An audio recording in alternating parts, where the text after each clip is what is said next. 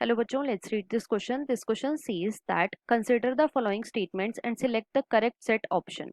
तो बेसिकली इस क्वेश्चन में हमें चार स्टेटमेंट गिवन है और हमें बताना है कि इन चारों स्टेटमेंट में से ऐसी कौन सी स्टेटमेंट है जो कि करेक्ट गिवन है। अब अगर इस क्वेश्चन के मैं की कॉन्सेप्ट की बात करूं तो इस क्वेश्चन का जो की कॉन्सेप्ट है वो है बच्चों taxonomic hierarchy.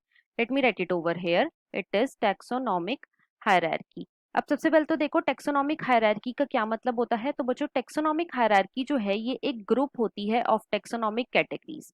It is a group of taxonomic categories. और बेसिकली कितनी टेक्सोनॉमिक कैटेगरीज होती हैं? तो बच्चों हमारे पास 7 ऑब्लिगेट टेक्सोनॉमिक कैटेगरीज हैं। और ये कौन कौन सी हैं? तो ये होती हैं बच्चों kingdom, phylum, class, order, family, genus और स्पीशीज। राइट, ये क्या है? ये 7 ऑब्लिगेट टेक्सोनॉमिक कैटेगरीज हैं। अब एक एक करके हम अपनी सारी स्टेटमेंट्स को चेक करेंगे। स्टेटमेंट ए में हमें गिवन है the most obvious and technically complicated feature are metabolism and consciousness. तो बच्चों ये ऑप्शन हमारा इनकरेक्ट है। क्यों? क्योंकि देखो जो मोस्ट ऑब्वियस और टेक्निकली कॉम्प्लिकेटेड फीचर है वो कौन सा है? वो सिर्फ और सिर्फ कॉन्शियसनेस है। लेकिन क्वेश्चन में हमें स्टेटमेंट में मेटाबॉलिज्म भी गिवन है, तो इसीलिए ये ऑप्शन हमारा इनकरेक्ट हो जाएगा।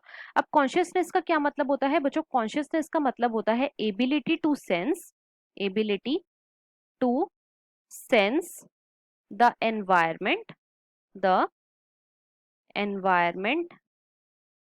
and respond to it and respond to it। और ये क्या है? ये एक डिफाइनिंग फीचर है लिविंग ऑर्गेनिज्म का। और साथ ही साथ ये क्या है? ये एक मोस्ट ऑब्वियस और टेक्निकली कॉम्प्लिकेटेड फीचर भी है।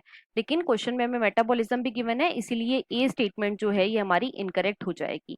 बी में हमें क्या गिवन है? बी के अंदर हमें गिवन है growth and reproduction are mutually inclusive events for यूग्निलॉइड एंड क्राइजोफाइट्स। तो बच्चों ये स्टेटमेंट हमारी बिल्कुल ट्रू है।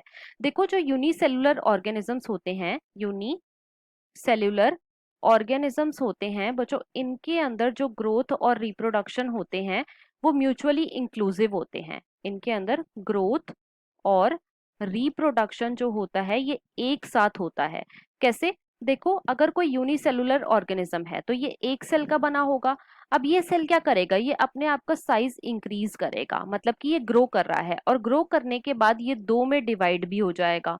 राइट, तो यहाँ पे इसने ग्रोथ भी करी और इसने साथ ही साथ रिप्रोडक्शन भी करी। इसीलिए हम बोलते हैं कि यूनिसेलुलर ऑर्गेनिज्म के अंदर ग्रोथ और रिप्रोडक्शन क्या है? ये म्यूचुअली इंक्लूसिव इवेंट है। साथ ही साथ जो यूग्लिनॉइड और क्राइजोफाइट हैं ये कैसे हैं? ये यूनिसेलुलर हैं, इसीलिए बी स्टेटमेंट जो है ये बिल्कुल हमें करेक्ट गिवन है। सी में हमें गिवन है generally families and orders are identified on the basis of aggregates of vegetative character only. तो बच्चों ये ऑप्शन भी हमारा इनकरेक्ट है। फैमिली और ऑर्डर में वेजिटेटिव कैरेक्टर के साथ साथ रिप्रोडक्टिव कैरेक्टर्स भी आते हैं। रिप्रोडक्टिव कैरेक्टर्स भी आते हैं। और रिप्रोडक्टिव कैरेक्टर कौन कौन से होते हैं? तो ये होते हैं बच्चों स्टेमन और कार्पेल। और जो वेजिटेटिव कैरेक्टर होते हैं वो कौन से होते हैं? वो होते हैं बच्चों रूट, स्टेम, लीफ।